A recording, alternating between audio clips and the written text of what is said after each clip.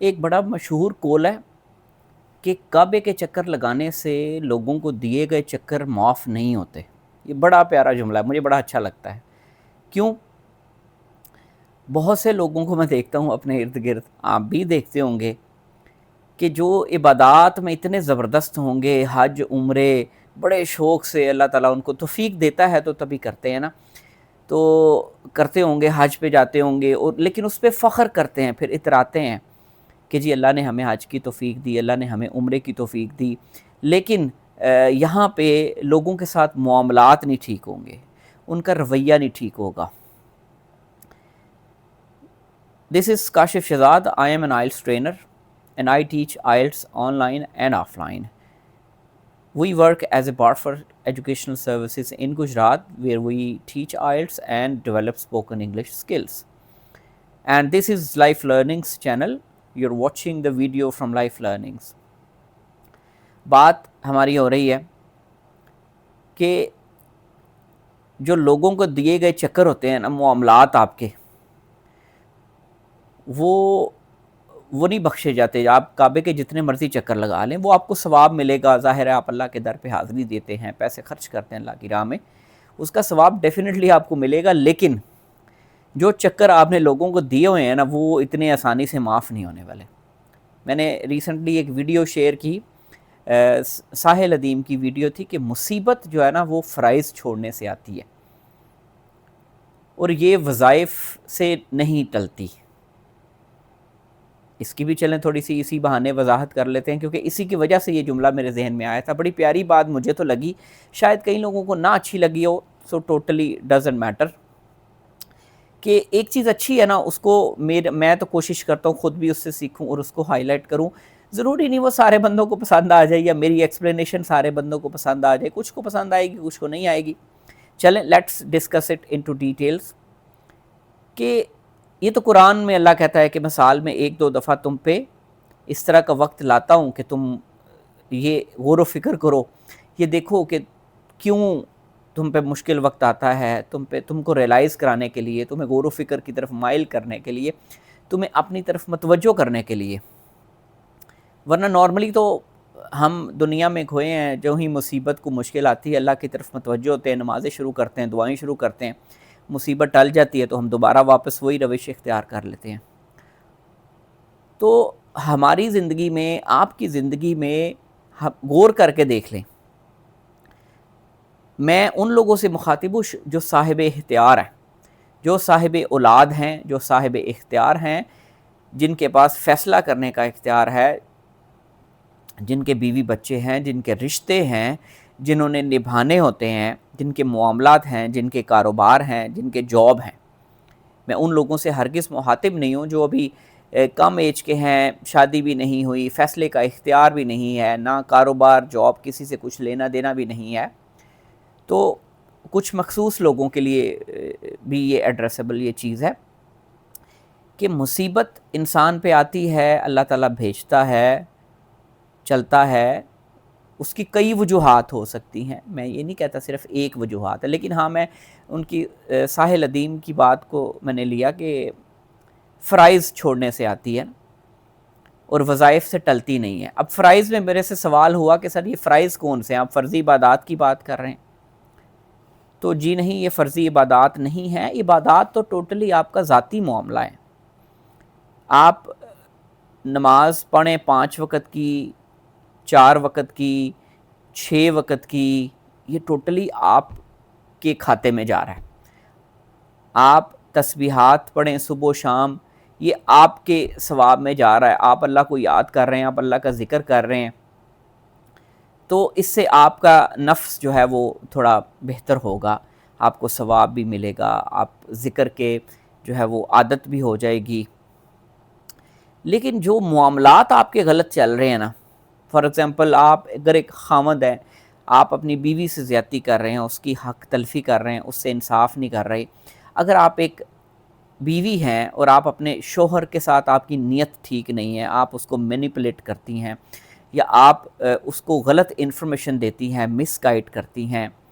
آپ باپ ہیں, آپ اپنی اولاد کے ساتھ انصاف نہیں کر پا رہے, آپ ان سے امتیازی سلوک کرتے ہیں، آپ کا اخلاق ٹھیک نہیں ہے، آپ ماں ہیں، آپ اپنے بچوں کو ایکسپلائٹ کرتی ہیں یا ان کو غلط راستے پہ ڈال رہی ہیں یا ان کو صحیح راستے کی طرف نہیں لے کے جا رہی، آپ فیملی کے سربراہ ہیں، آپ کاروبار کرتے ہیں، لیکن آپ اپنے بہن بھائیوں کو کا حصہ دبا کے بیٹھے ہوئے ہیں، ان کا حصہ نہیں دے رہے، آپ کے بہن بھائی آپ کے کاروباری ہوتے ہوئے سفر کر رہے ہیں، غربت کی زندگی گزار رہے ہیں، آپ کے گھر میں 3 ٹائم کا کھانا پکتا ہے، آپ کے بہن بھائی بھوکا سوتے ہیں، یہ سارے فرائض ہیں، آپ کے رشتے آپ کے فرائض ہیں۔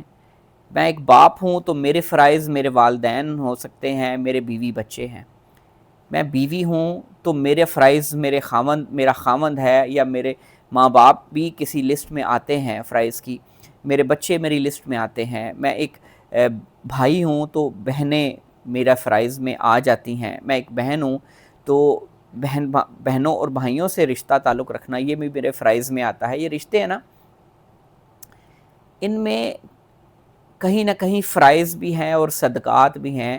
کچھ رشتے جو ڈائریکٹ بلڈ کے رشتے ہیں ان کو ڈائریکٹلی ایڈریس کرنا ضروری ہے، جو انڈائریکٹ ہیں وہ فرائض سے نیچے صدقات میں آ جاتے ہیں۔ صدقہ جو دیں گے تو ثواب ہے، نہیں دیں گے تو گناہ نہیں ہے۔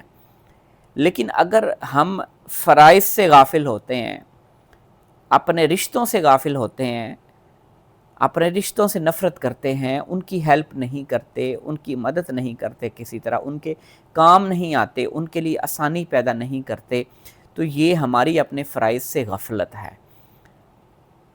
اب اس کے بعد ہم پہ کوئی مصیبت آ جاتی ہے، کوئی مشکل آ جاتی ہے، تو رشتہ دار تو اوبیسلی رسمن ہی ہوں گے، کیونکہ آپ نے جو ان سے برتا ہوا ہے وہ بھی اسی طرح پھر برتیں گے۔ ٹھیک ہے چلو وقتی طور پر آپ کے پاس آئیں گے، لیکن اندر سے دل سے وہ خوش ہوں گے، افسوس نہیں ہوگا انہیں، کیونکہ آپ نے خود کو خود اکیلا کیا، آپ نے رشتوں کو خود سے دور کیا ہے۔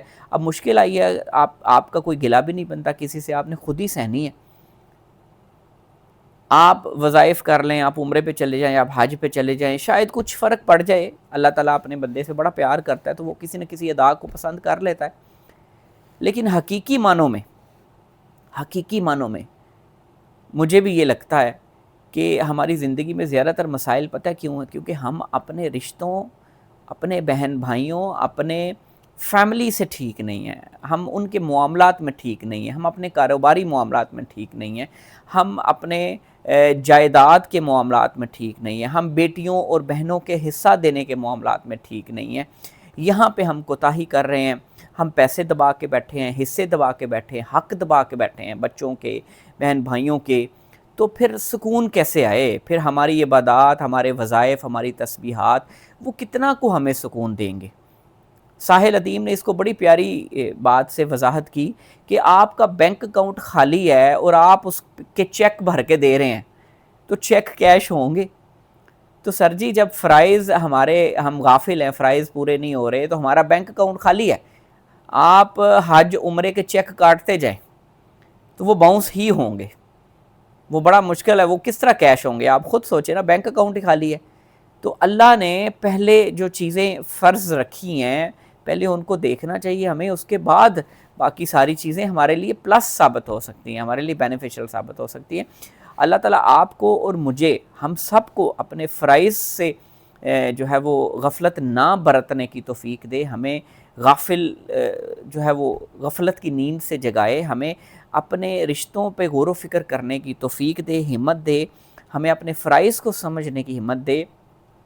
میں نہیں کہتا میں سارے فرائض پورے کرتا ہوں، میں یہ بھی نہیں کہتا کہ آپ غفلت میں ہیں، میں یہ کہتا ہوں کہ ہم سب کو اس چیز پہ غور کرنے کی ضرورت ہے کہ ہم جہاں جہاں ان کو پورا کر سکیں ان کو پورا کریں، تاکہ ہم پہ کم سے کم مشکلیں اور مصیبتیں نازل ہوں، اللہ تعالیٰ ہم سے ناراض نہ ہوں، اللہ تعالیٰ ہم سے راضی ہو جائے کہ ہمارے رشتے اچھے ہیں برے ہیں، بہن بھائی اچھے ہیں برے ہیں، بچے اچھے ہیں برے ہیں، لیکن وہ رشتے ہیں، ہم نے وہ نبھانے ہیں۔ اللہ تعالیٰ نے ہمیں دنیا میں اکیلا بھیجا، جانا بھی واپس بھی اکیلے ہی جانا ہے، لیکن اس نے رکھا رشتوں کے درمیان میں، اس نے رشتے بنائے، اب اس کو ہم نے نبھانا ہے، اس کو ہم نے چلانا ہے، جیسے بھی چلانا ہے، ہم نے قربانی دینی ہے، ہم نے ان کو آسانی دینی ہے، تاکہ اللہ تعالیٰ ہماری زندگی میں آسانیاں پیدا کرے۔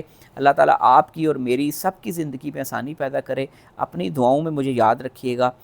انشاءاللہ لائف لرننگ میں نیکسٹ ویڈیو کے ساتھ دوبارہ حاضر ہوں گے، تب تک کے لیے اجازت دیجیے۔ اللہ حافظ۔